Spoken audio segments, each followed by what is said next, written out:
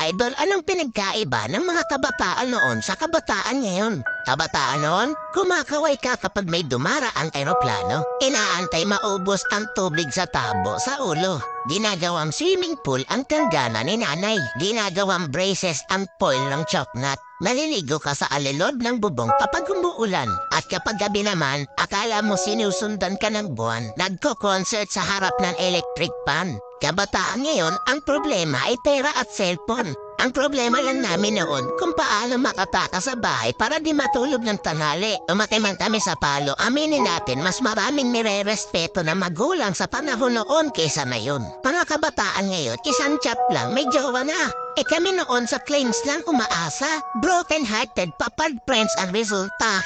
Mga kabataan noon, ang dami ng alam na trabaho. Kaysa sa kabataan ngayon, tamad na, puro pa gadgets, di pa mautusan. Minsan nagiging ibon, minsan nagiging paniki. Wait lang. Batako. Idol, hindi kawawa ang batang inuutusan sa gawaing bahay. Ang kawawa ay yung batang lumalaki na walang alam sa buhay. Yung nakaranas lang ang pupuso nito. Real talk yan.